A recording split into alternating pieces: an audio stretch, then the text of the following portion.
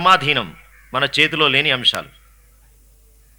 కానీ వచ్చిన తర్వాత ఈ జీవితాన్ని ఎలా సుసంపన్నం చేసుకోవాలి, ఎలా తీసుకొని వెళ్ళాలి, ఇది మన చేతిలో ఉన్నటువంటి విధానం.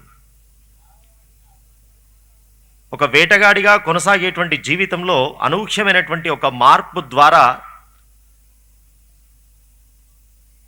విశ్వశ్రేయమైనటువంటి ఒక అద్భుతమైన కావ్య నిర్మాణ శక్తి కలిగిన ఒక మహర్షిగా నిలబడ్డటువంటి వాడు వాల్మీకి.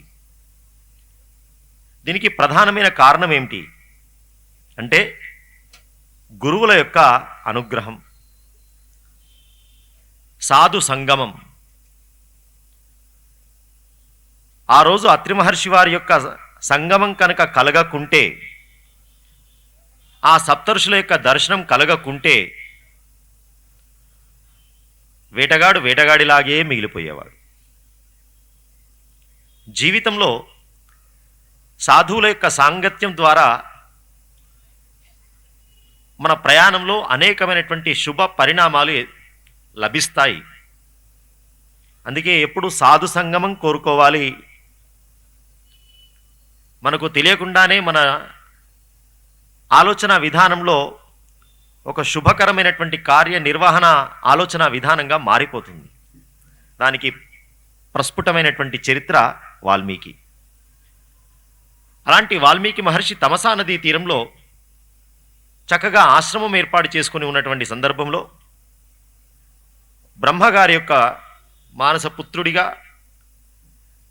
అఖండమైనటువంటి తపస్సు స్వాధ్యాయ నిరతుడైనటువంటి నారద మహర్షి వారు అక్కడికి వచ్చారు. వచ్చినటువంటి నారదుల వారిని చక్కగా వినయపూర్వకంగా విధేయపూర్వకంగా సేవాభావంతో వాల్మీకి మహర్షి ఒక ప్రశ్న చేసినాడు. కోన్వస్మిన్ సాంప్రతంలోకే, ప్రస్తుతము వర్తమాన పరిస్థితుల్లో వర్తమాన కాలంలో గుణవంతుడు వీర్యవంతుడు ధర్మజ్ఞుడు కృతజ్ఞుడు సత్యవాక్ పరిపాలకుడు దృఢవ్రతుడు చక్కనైనటువంటి ప్రవర్తన కలిగినవాడు సమస్తమైనటువంటి జీవులలో హితము కలగాలనేటువంటి అభిలాష కలిగినవాడు పండితుడు సర్వకార్య సమర్థుడు కష్ట ఏక ప్రియదర్శన, ఎవరు చూసినా ఇంకా చూడాలి అనిపించుకునేటట్టుగా, కొంతమందిని చూస్తే మొహం బొత్తుతుంది, ఇంకోసారి వాడిని చూడబుద్ధి కూడా కాదు. కొంతమందితో మాట్లాడితే ఇంకా ఇంకా మాట్లాడాలనిపిస్తుంది, కొంతమందితో మాట్లాడితే వీడు ఎప్పుడు పోతాడు రా అనిపిస్తుంది. కష్ట ఏక ప్రియదర్శన, ఎప్పటికీ ఎన్నిసార్లు చూసినా ప్రియమైనటువంటి దర్శనం కలిగినవాడు. అలాంటి వ్యక్తిత్వం. జితక్రోధ, క్రోధాన్ని జయించినవాడు. ఇలాంటి లక్షణాలు కలిగిన వాడు సాంప్రతం, ప్రస్తుతం వర్తమాన కాలంలో ఎవరైనా ఉన్నారా? 16 లక్షణాలు అడుగుతూ ఉన్నాడు. ఆ 16 లక్షణాలు ఒకే వ్యక్తిలో ఉన్నవాడు అడుగుతున్నాడు. ఆ ఒక్క వ్యక్తి ఇప్పుడు ప్రస్తుత వర్తమాన కాలంలో ఉన్నాడా అని ప్రశ్న. వాస్తవంగా ప్రశ్న చాలా కఠినమైనదే. మరి పెద్దవారు అంత గొప్పవారు అడిగి వచ్చినప్పుడు ప్రశ్న కూడా గొప్పగానే ఉండాలి. అంత గొప్పనైనటువంటి నారదుడు వచ్చి రామునికి భార్య సీతనేనా, రాముని భార్య సీత అని మనకు తెలిసినటువంటి ప్రశ్న అడిగితే, కాబట్టి వచ్చినటువంటి సత్పురుషుల్ని ఎలా వినియోగం చేసుకోవాలి, వారి ద్వారా ఎలా జ్ఞానం పొందాలి, ఏ జ్ఞానం పొందాలి, ఇది శిష్యుడి దగ్గర ఉండే లక్షణం, ప్రశ్న చేసేవాడి దగ్గర ఉండే లక్షణం. అందుకే ప్రశ్నించేవాడికి కూడా అర్హత అంటే అర్థం అదే.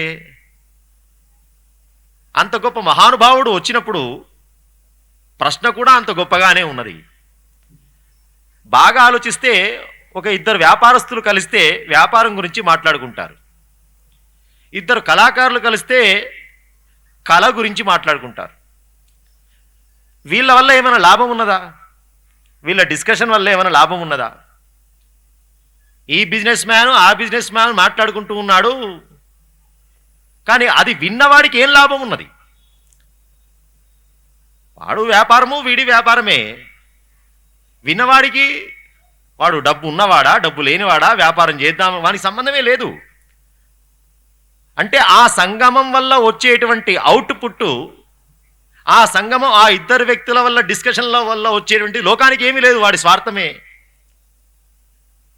ఇద్దరు కళాకారులు ఉన్నారు, వాళ్ళిద్దరు మాట్లాడుకుంటున్నారు అనుకోండి, నీకేం ప్రోగ్రాం వచ్చింది, నాకేం ప్రోగ్రాం వచ్చింది, ఆయన ఏమిచ్చాడు, ఈయనేమిచ్చాడు, షాలోగా ఇదే డిస్కషన్. అది విన్నవాడికి ఏం లాభం?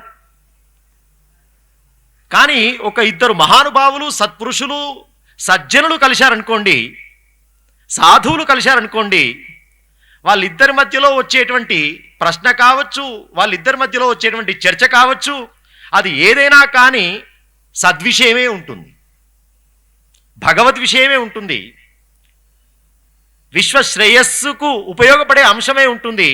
అక్కడ నువ్వు స్పెండ్ చేసే టైం వేస్ట్ కాదు. మిగతా ఏ సందర్భంలో నువ్వు టైం స్పెండ్ చేసినా అది వేస్టే. కాబట్టి ఎప్పుడు కానీ సత్సంగంలో ఉండే గొప్పతనం అది.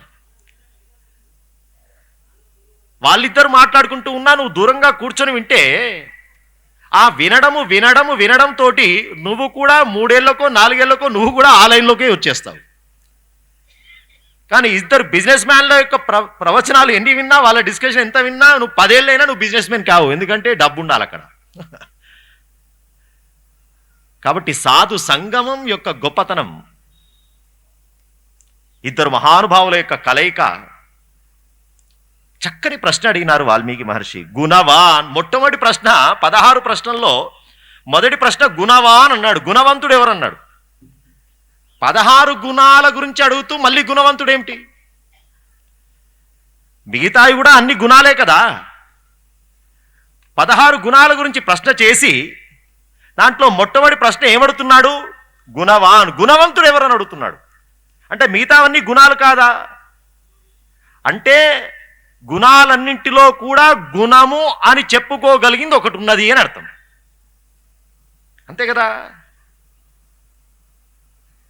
ఏమిటా గుణం? అందులో తెలుసుకోవలసినటువంటి దాంట్లో మొట్టమొదలు గుణం గురించి అడిగినాడు ఆయన. మనిషి యొక్క గొప్పతనం మనం తెలుసుకోవాలంటే వాడు ఎంత అందగాడు, ఎంత ధనం ఉన్నది, ఇది కాదు.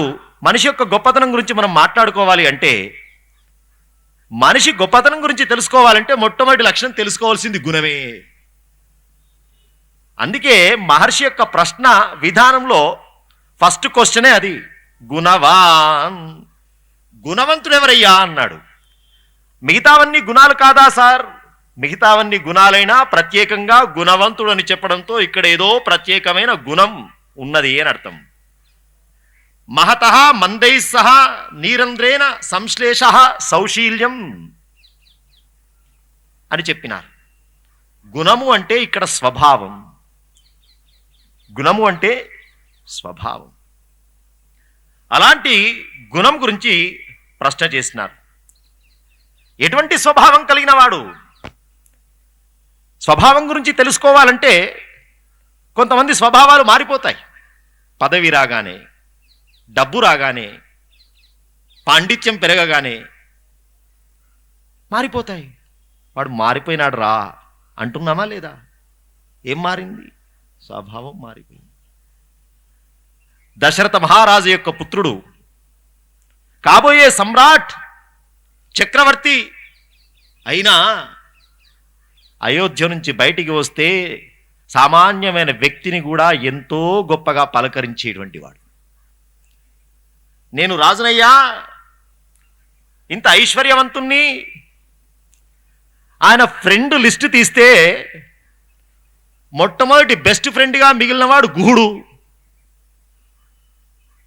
ఒక రాజపుత్రుడు, సమ్రాట్టు, ఒక సామాన్యమైనటువంటి బోయ స్నేహం, గొప్ప స్నేహితుడయ్యా నాకు అన్నాడు అంటే అది ఎంత గొప్ప స్వభావమై ఉండాలి.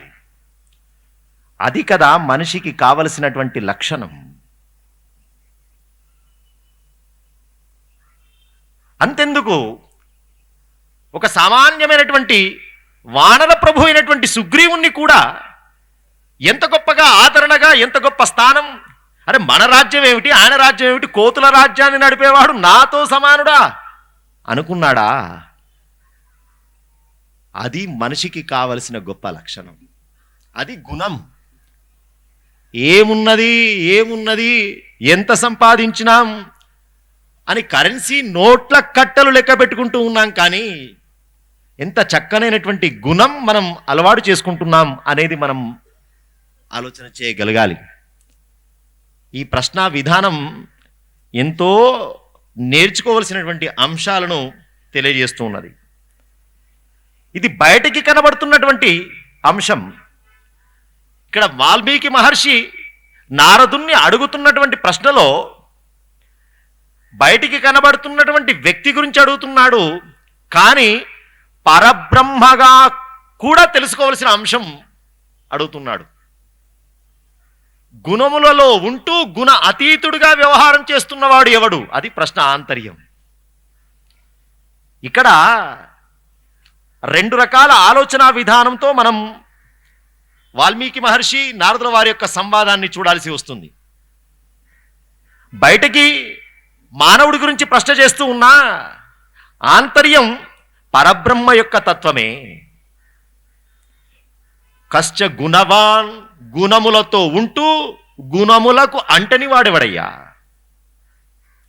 ఈ రకంగా 16 ప్రశ్నలు అడుగుతున్నాడు. జితక్రోధ, క్రోధమును జయించిన వాడెవరు? ఈ ప్రశ్న ఆశ్చర్యం. జితక్రోధ కహ, కోపాన్ని జయించిన వాడెవరు?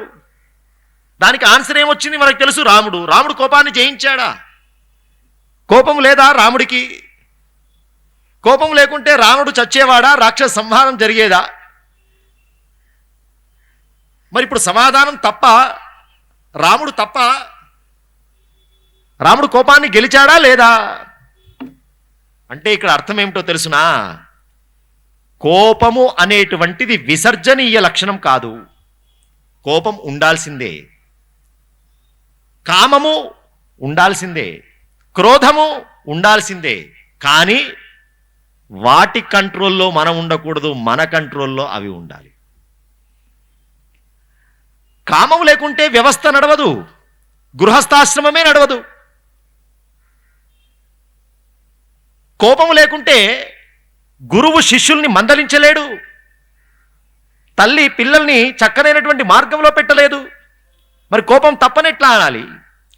కోపం మంచిని బోధ చేస్తున్నదా లేదా? ధర్మాన్ని శిక్షణ చేస్తున్నదా లేదా? అంటే అర్థమేమిటి? కామము తప్పు కాదు, క్రోధము తప్పు కాదు, కానీ రాముడిలాగా జితక్రోధ, మనకు ఎప్పుడు అవసరమో అప్పుడే ప్రయోగించి దాన్ని ఉపసంహారం చేసుకునేటువంటి కంట్రోల్ మన దగ్గర ఉండాలి. దాని కంట్రోల్లో మనం ఉండకూడదు.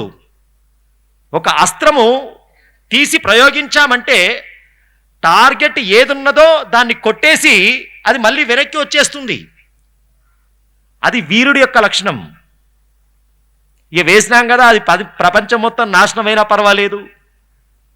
అశ్వత్థామ ప్రయోగిస్తే పరమాత్మ అందుకే కోపించాడు. కాబట్టి కామమైన క్రోధమైన జితః మన కంట్రోల్లో ఉండగలగాలి. ఇలాంటి లక్షణం కలిగిన వాడు ఎవరైనా ఉన్నారా? అన్నిటికీ కూడా నారదుల వారు సమాధానం చెబుతూ, అయ్యా నీవు అడిగినటువంటి ప్రశ్నలన్నిటికీ కూడా సమాధానం ఉన్నదయ్యా, ఒకే ఒక్కడు అని చెప్పి, ఇక్ష్వాకు వంశ ప్రభవో రామో నామ జనైశ్రుత ప్రహృష్ట శ్రూయతామితి. ఆనందం కలిగిందట నారదుడికి. ఎందుకు ఆనందం కలిగింది? ప్రహృష్ట, సంతోషపడ్డాడు ఆయన సమాధానం చెప్పేటప్పుడు. ఇంత క్వశ్చన్ అడిగినప్పుడు కొంచెం మైండ్, అబ్బా ఇంత గొట్టు ప్రశ్న అడుగుతావా నన్ను, కానీ ఆయనకు ఆనందం కలిగింది. ఆనందం కలిగిందనే వర్డ్ అక్కడ యూజ్ చేయడంలో అర్థం ఏమిటో తెలుసునా? ఉపయోగించడంలో అంటే ఏది తాను ఎవరి గురించి తాను చెప్పాలని అనుకుంటూ ఇక్కడ దాకా వచ్చాడో ఆయన గురించే ఈయన ప్రశ్న చేస్తూ ఉన్నాడు. అందుకే వాస్తవంగా నారదుడు వచ్చింది ఎట్లాగైనా రాముడి కథ లోకానికి ప్రపంచానికి తెలిసేటట్టుగా చేయాలని ఆయనకు సంకల్పం ఉన్నది. కానీ అదే ప్రశ్న వాల్మీకి నోటి గుండా అనుకోకుండా అనుస్యూతంగా రావడంతో ప్రహృష్ట, అడగంది చెప్పకూడదు కదా.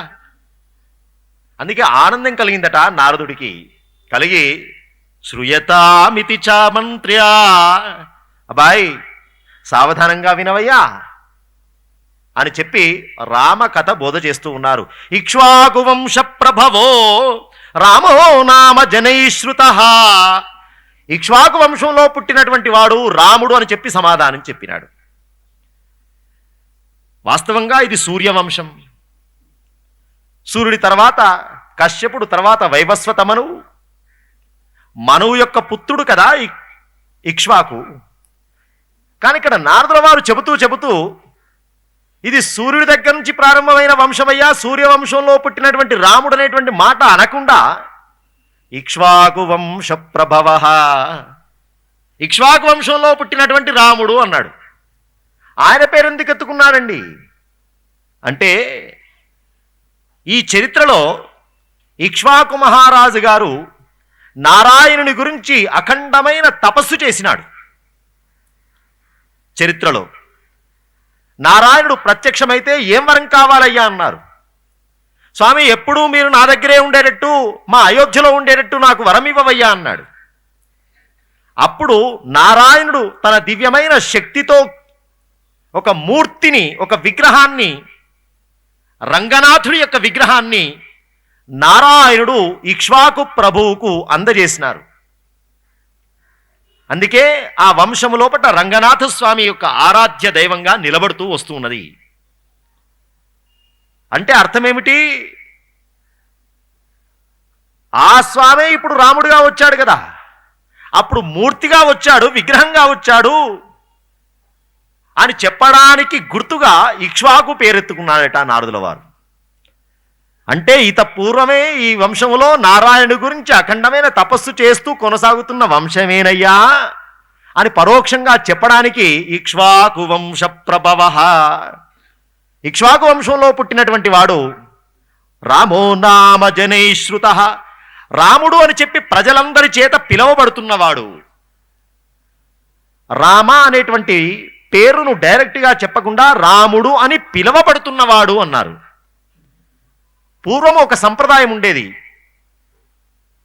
ఆత్మనామ గురోర్నామ జ్యేష్ఠాపత్య కలత్రయో, ఇది శాస్త్రం మర్యాద.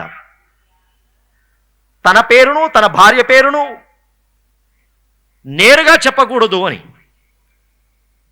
అంటే డైరెక్ట్ స్పీచ్ ఉండకూడదు, ఇండైరెక్ట్ స్పీచ్లో ఉండాలి. మీ పేరేమిటండి అన్నారు.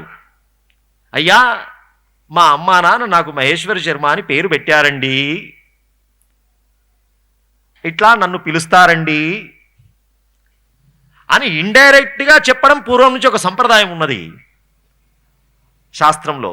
అందుకే రామాని నేరుగా చెప్పకుండా రామో నామ జనైః శ్రుతః, ప్రజలందరి చేత రామాని పిలువబడుతున్నటువంటి ఆ రాముడయ్యా నువ్వు అడిగినటువంటి 16 లక్షణాలు కలిగినటువంటి మహానుభావుడు, గుణసంపద కలిగిన వాడు. ఆ రామచంద్రమూర్తి వారు ప్రారంభం చేసినారు రామకథ.